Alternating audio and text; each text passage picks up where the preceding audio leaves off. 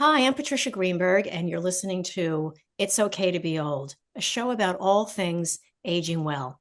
In honor of Memorial Day, I asked author Martin Dugard to join us today to talk about his new book, Taking Midway. Martin Dugard is the New York Times bestselling author of several books of history, among them Taking London, Taking Paris, Taking Berlin, the Killing series, Into Africa, and The Explorers. Now, this seems like it would only be a topic interesting to history buffs, but I think it has significance to all of us. And it's important to know what we were up against during World War II, a legitimate threat to our democracy and our freedom. Welcome, Martin. Hi, thanks for having me. Martin, I invited you on for a variety of reasons. One is, I love history and I love hearing about it, but I think our history informs where we are today. And it's very, very important for not only young people to learn about it, but older people to keep talking about it. So I'm so thrilled that you are continuing to provide this information in the written word. And, if we don't keep talking about this, our youth will not know how far we've come as a nation. And so let's start. Tell us about what this book is, what it tells us about history in the world. Okay, well, you think of it takes place in June 1942, and it's the biggest battle right after Pearl Harbor. So 6 months later, the Japanese have basically taken control of the entire Pacific, and all they have to do is take Midway, and then from Midway they can launch another strike on Pearl Harbor, potentially crippling the entire place and pushing the U.S. fleet back to the mainland, which basically would have given the Japanese control of literally half the world. So, and that's why Midway is so important. And it's one of those. It's kind of like Stalingrad in the European theater, just one of those turning point battles that, if it had gone the other way, the future of world history would have just been completely different. And how do you think it would have turned out? If I can't, that's a good It's question. hard to predict, but I'm saying, what I, is the projected idea of what would have happened? I'm just curious what Well, in Europe, if Hitler had, taken Stalingrad, if he had captured Moscow, um, Russia would not have been in the war. So it would have been the U.S. and Britain fighting just this amazing force, and I'm sure the Russian soldiers would have been pressed into service for the Germans.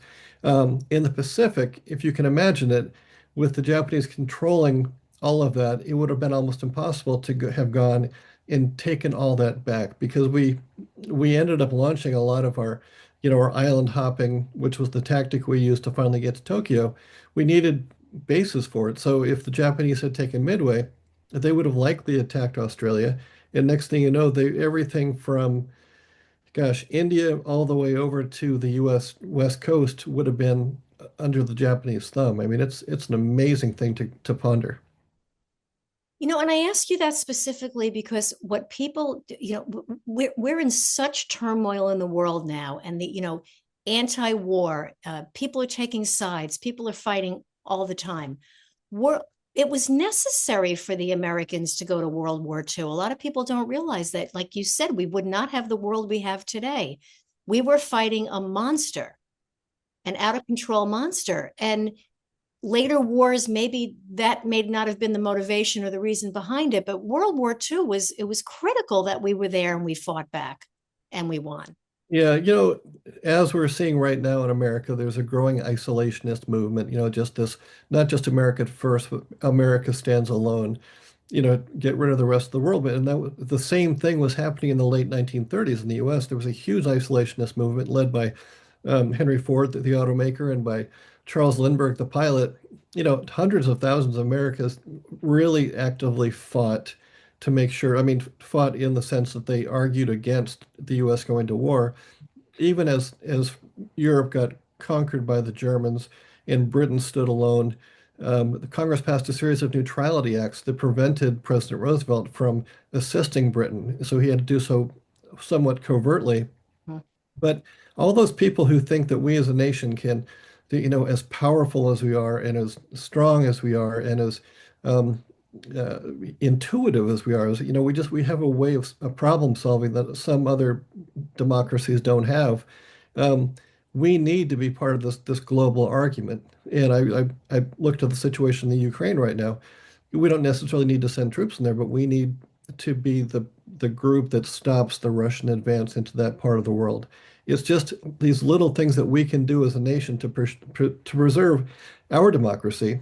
You look at in the Pacific, going back to the Midway area, um, if the Chinese somehow take Taiwan, I mean, boy, that just changes everything in the Pacific. You have we all of a sudden we have a nation that is already an adversary that has much greater resources to draw from. So there's a lot going on that we can't close our eyes and pretend doesn't exist. So we're at Memorial Day, and I talk so much how important it is to thank the soldiers who served in our military. And there, even with the anti-military bias that you see mounting for a variety of reasons, it's very, very important not to blame those soldiers. They fought valiantly. They were there to protect our country. They were truly there to keep us free. And people forget that. I'm not on a high horse about it. It's just a fact. That's why people went there. That's why, whether voluntarily or drafted, I mean, I'm sure some people went kicking and screaming, but it served a purpose, and it serves us very well today. And that's really, really what I want to emphasize. You're talking about the Midway, the ship. I want to talk about that a little bit too. I had the privilege of being there just a couple of months ago. I was in San Diego, and we went to visit, and I couldn't get over what this floating city was doing in the middle of the ocean there. And I want to talk more about that. But what inspired you to write this book, and why did you pick this time in history to talk about it? Um, you know, there is something about all that's going on in the world right now that kind of resonates coming from the Battle of Midway. It was just kind of this last chance. It was like the gunfight of the OK Corral. We had to make a stand. And something about that resonated with me. And as I began researching and plunging deeper into it, and I found that we were not prepared for this at all. The Japanese Navy was the most powerful in the world. I mean, bar none, even though the British think they had a stronger navy. In the first days of the war, they sunk, Britain's two biggest battleships. So we didn't really have the planes to fight properly. We didn't really have the manpower. Our army at the start of the war was the 18th biggest in the world. We were even with Romania in size of men and material.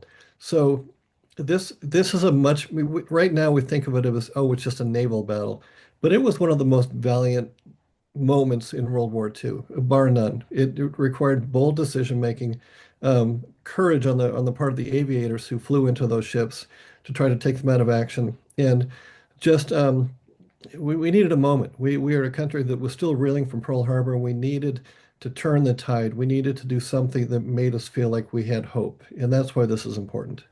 So Midway is one American aircraft carrier against four Japanese aircraft carriers. Was that the scenario? No. Okay, so the Midway that you and I both know and love, because I toured that several times when I was writing this book, is named after this battle, and Ah, it was commissioned. It wasn't commissioned literally until just days after the war ended. So they began building it right after the battle, and what they did was they took all the enhancements, all the things that we learned, like I'm not going to go too deep into the weeds, but like armoring the flight deck. The three American carriers that fought at the Battle of Midway, um, they had a thin metal flight deck, but it was covered with wood. And just like the Japanese, really? yeah, the Japanese aircraft carriers were also covered with wood. They used teak, we used Douglas fir. So that you have to remember that the aircraft carrier was the first aircraft carriers were only built in 1921. So as the Battle of Midway took place, this new technology is only 2 decades old. Right. And through what we saw at the Battle of Midway, we were able to make the improvements that made the much more advanced USS Midway, which flew, I mean, which sailed, well into the Vietnam War. That's what struck me when I went on there. That it's interesting you're saying it was the enhancements from the war and what we learned from the war, but by today's standards, there's still aspects of it that look very primitive. Yeah, I mean, if you're in San Diego, so let's take the listener, the viewer there. Yes. If you're in San Diego and you're on by Padre Stadium and on that side of the bay, you have this lovely aircraft carrier, the USS Midway. It is enormous. It looks like nothing in the world can stop it.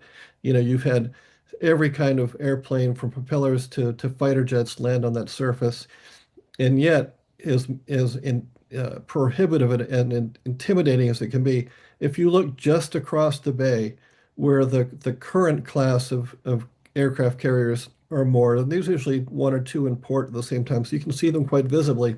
Um, they're huge. I mean, Huge, huge. they're much bigger, they're much more powerful, home to 5,000 people, sailors and pilots. It's a remarkable advancement, from what we saw in the mid 1940s to what they're flying off of today. So tell me, why did you pick this time in history to write this? What is there some significance with that? No, not really. I have to say this. It makes me sound a little shallow or just I love my job. I love writing for a living. Mhm. And one of the great things about being a writer is you get to go to the places where that you're writing about. So when I wrote Taking Paris, it was because I kind of wanted to go to Paris. I hadn't been in a while and I wanted a reason to go there. So you write a book about it, you have to go. And it was the same with this. I wanted a reason to go to places like Tokyo and Honolulu and just a great place to go and write. I mean, like when I was in Hawaii, I was on Oahu and I found Kahuku Point, which is where the first Japanese aircraft made landfall for going on the way to Pearl Harbor. It was an amazing thing. I could stand there and I could look out to sea and I could imagine what it was like that morning.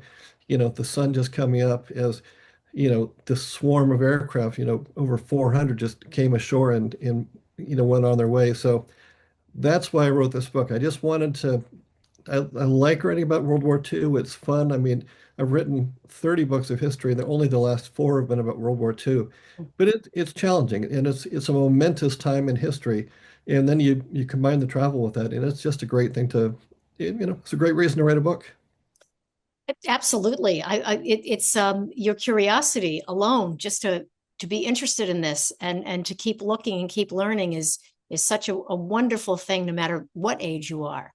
The men and women who fought in World War II, they were considered what as we know, is called the greatest generation. And then right after was the silent generation, which we kind of affiliate with the Korean War.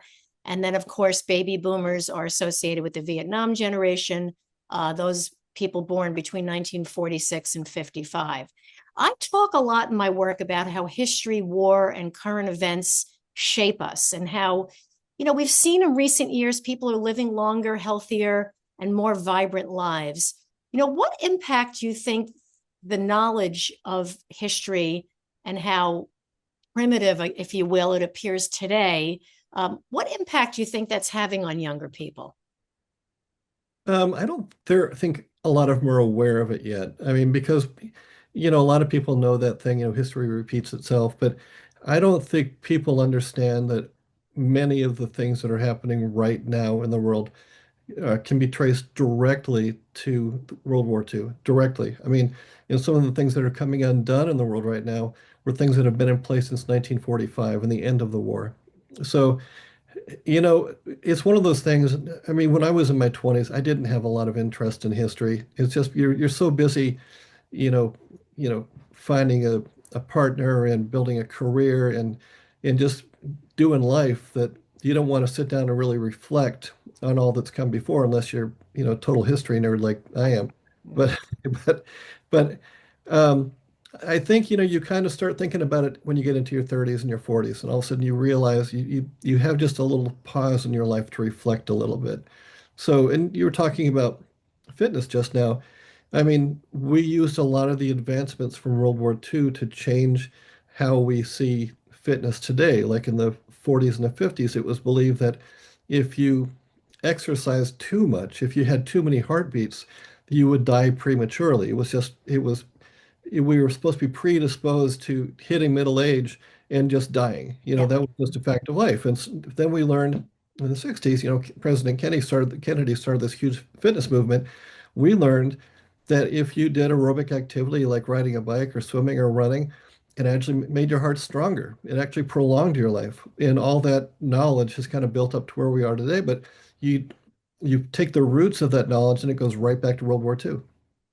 Again, I can't agree with you more. I keep hearing this over and over again when we look at the research studies and what came out of it, because in the 30s, when Social Security was established, 65 was old age. I'm going to be 65 this year. Oh, And congratulations. thank you. And I talk about it all the time that that was the line of demarcation. That was old age. Yeah. And but we're seeing people, it's not just living longer and certainly more vibrant and more active and more engaged. There's that question of, were we always able to do this much? We just didn't think we could. You know, I have friends 75 running marathons, climbing mountains, writing books, working full time. You know, I always use this analogy. I talk about my husband publicly. You know, he's 78, he's a lawyer, and he still works just as much as he did when he was 25, Sure. compared to people in his age group who are very ill, infirm, and possibly, you know, compromised in assisted living facilities and everything in between. So it is so important to understand why. You know, people, when we say to people, you need to eat well, you need to exercise, you need to do this. I agree with you. The roots come from so much of what the military learned just by having thousands and thousands of young men to study. Oh, yeah, definitely true. It's kind of funny. There are people on my street that have, we got a couple teachers and a couple firefighters, a couple cops, and they all worked in those professions for 30 years. And then they retired um, in their kind of early 50s, mid 50s, Mhm. um, which, which literally, when they took those jobs, it was kind of old. At the time, it was like, boy, once you get to your 50s, you're kind of, Yes. Oh, yeah. Mm-hmm. and now it's, they're retired, they're getting a pension, and they're doing things with their lives. I mean, they're out there. And my dad is 93. He was a Vietnam War B-52 pilot. He ran marathons well into his 60s, and he's still up and mobile. Let's take longevity out of the equation. Let's just say quality of life. Right. Right. I think quality of life is the choice. I mean, I just took it just for fun. Um, I spend my mornings writing books. I spend my afternoons coaching the distance runners at the local high school, and I've Oh, done it 20 years. Um, and I just took up the guitar and I just took up French lessons just to do it, because I think that there's this old thought that when you get to 50 or 60, you're supposed to kind of start shutting things down. And what yes. I'm seeing a lot of people ramping it up. We have a little bit more free time, we have a little bit more disposable income, and I see people doing more instead of doing less now. It's absolutely true. What the other thing I wanted to mention about uh, the men and women who serve, we always kind of think just men, because in those days, you know, men were in combat and women were behind the scenes, but a lot of them did extraordinary things and worked very hard in all three of those wars leading up. I'd say World War II, Korea, and Vietnam, leading up to now what we have today is women fighter pilots. You know, that's a Sure. big advancement. But what people went through, and there's this perception of all these wars and all these men have some form of post-traumatic stress, or they're damaged, or the war destroyed them. You know, in some cases that's true, but we're losing that sense of incredible admiration for the resilience that they have, having been through that and having lived through that, and here to tell their stories about what they went through and how it molded them and how it made them stronger on the other end. We don't hear about that as much as we do about all the negative aspects of having served in war. So your dad's 93. He was a fighter pilot in Vietnam. As a pilot, he flew B-52s. My oldest son is currently a Navy pilot. Oh, So, and to your point, I've been to some of his squadron parties before, and the pilots are evenly split between men and women, and nobody bats an eye, nobody differentiates, nobody says one group is lesser than the other. It's just totally acceptance and equality. It's just you're either a good pilot or you're a bad pilot. It doesn't matter the gender. But no, I agree with you about all that. I, I just feel I personally, I believe that we should go back to, sometimes kids will get out of high school and take a gap year before they go to college just to tour Europe. But I think that's a really pivotal time, especially in the lives of young men, because women seem to have their act together a little bit earlier than guys. But I would say if we could impose or require a year or two of service, whether it's in the military or the Peace Corps or something where you are part of something greater than yourself and you're forced to go out there and learn to work with a group and learn to, make some good decisions and have accountability for your decisions. I think that's really important. And obviously a lot of people don't agree with that, but a lot of nations do that, and it seems to have a really good effect. I agree completely. I mean, I don't know that in some countries where kids are automatically, mandatory service, they're prepared for war between 18 and 21, and they start college in their 20s. It's a little different situation than we have here. Here, there's so much pressure to earn money and to get going on with your life that downtime is actually frowned upon. I think that's changing somewhat, but and also the discipline of being in the military, I think, is Yeah. very good for people. Just that, get up in the morning, make your bed, have purpose throughout the day. That you will carry that throughout your life. I think it's a very, very important thing. So I really, really think that we need to get back to getting this in schools. We need to get kids to come to these museums, to come and visit these ships and throughout the country. I know there's artifacts, there's museums everywhere in the country, not just here in California, that people can learn from and really see, where this all comes from. Martin, what do you have coming up next? You know, um, well, that's a good segue because actually I'm doing a book about the 1970s running boom, which is where I have this new database of knowledge about our fitness. And so I've been I'm trying to find a great elevator pitch for it right now because it's a tremendously exciting time in our nation, but it took place at a time of great social upheaval. And I'm having a blast researching it.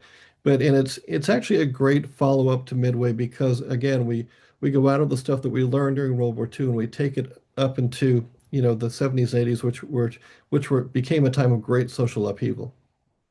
What came out of the military during World War II in health and fitness that we're following today? Uh, well, some of the Because I stuff, think, I'm a yeah, nutritionist and a fitness enthusiast. yeah. And I think the food hasn't caught up yet. I think Yeah. we're still not there yet with the food, but We had to get rid of some bad habits, like as soldiers could get cigarettes for free, and so okay. everybody smoked. And it was only later that we started because at the time there was no correlation between lung cancer and cigarette smoking, and so we learned about that because we gave cigarettes to all these people. I mean, that's one downside that we're learning about. Um, we kind of got into this area of heavily processed foods just because that was seen as the future. And it's another thing that we kind of had to unlearn to get back to, eating natural, more of a farm to kitchen lifestyle. And it's one of those things as we as a nation went from being agrarian and we had more people living on farms and growing up with that really pioneer mentality. Then you send people off to war and they're in a situation where they're being told what to do and what to eat. Um, what came out of it was we had to kind of return to our roots as the nation to start eating fresh food again. And the military, through the military, people learned things like calisthenics, which led to a regular exercise program. And it's just one of those things where some good things came out of World War II as far as health and fitness, but also some really, um, overwhelming societal changes took place that made us really start thinking more sharply about that as people began dying sooner than their grandparents. Well, that, has to be very shocking for a young kid that grows up on a farm in the Midwest eating fresh food, joins the military or gets drafted, and then they're thrown into a situation where they have to eat out of cans and pre-prepared meals, or the cafeteria food, the institutional food, is a big change. Oh, I also am curious now that you have a son active military. Um, has the attitude of the sergeant being in charge and berating and embarrassing and shaming and humiliating the kids into action. Has that changed in the military? That most definitely. It's there's always going to be a pecking order. There's always going to be somebody telling somebody else what to do, but it's the idea of tearing people down and denigrating them, and it's that is going away. You're always going to have that diehard group of people who think that it should be the 1950s, and and there should be like very, very stern, a lot of language and stuff like. I will say the language is very colorful. I mean, I don't think that ever changes. I Mhm. think the way it is delivered has definitely changed. Yeah. And I would say that that's going to be, is the military having difficulty attracting people to sign it? We are right now, but that's so cyclical. It's not even worth paying Oh, attention to. oh, really? You Okay. know, Oh, if that's we interesting. if there are perceived national threats like a 9/11 or something like that, people rush. We're very patriotic people, no matter which side of the aisle in which you stand, and at the end of the day, we're all Americans. And so, if there's a perceived national threat, you will see people rush to sign up for the military. And there's currently a bill in Congress that's trying to expand the size of the military, which will probably lead to more recruits. And I think the problem we run into is that we don't know what to do with the veterans when they're done. So right now they're cutting veterans benefits. Um, and these are the people who have served the country and deserve them most. And the fact that we're taking them away from them is a little unsettling. And a lot of the homeless people are vets, and Yeah. people chalk that up to they're crazy or something like that because they have trauma. But the bottom line is, we as a nation, these people have served, they should be taken care of. I want to mention that when I went to visit the Midway aircraft carrier in San Diego, and you can go there, just FYI, is www.midway.org. And all of our tour guides were Vietnam veterans. Oh, interesting. Were working on the ship. And it was very interesting to me. A few of the ladies that were working at the gift shop had served in some capacity. They're patriotic, they're proud of what they've done, and they're right there still in their late 70s and early 80s teaching young people what this was all about. In the Midway, when we went up to the, I don't know the lingo too well of these ships, but I guess it's where the captain is. They had those glass boards, and they had all the names of the POWs from Vietnam that they had rescued. And I thought, Oh, it was handwritten on a glass board, and it was still there. And I thought, that was so touching to me, is that first of all, I'm little, I'm 5'2", and I hit my head when I was coming up. I can't even yeah. imagine these big kids, who were running through this. But having done that, the pride that I felt for them, everybody needs to know about that. And everyone needs to know about that on Memorial Day, because Memorial Day, I sound like a cliche, is not a day for barbecues and getting drunk. It's a day to really honor people who've given the ultimate sacrifice, who died in service of saving the country. You I know, it's definitely agree. you know, it's so get out there, everybody, and try to really learn about this. It's important. And Martin, I want to say, for more info about this book, for people to find it, you can go to Martin's website, which is martindugard.com, martindugard.com. And Martin, the big question I have for you, I ask all my guests, is what do you like about getting older? Oh, that's a good question.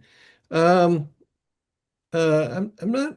I used to be kind of an angry young man. When I was in my 20s, I loved a good fist fight. But as I get older, I live a very live and let live attitude. I enjoy the people around me. I have much more gratitude in my life, and um, I just it seems like water. Just I let the small things go anymore, which is really nice. Absolutely. Absolutely.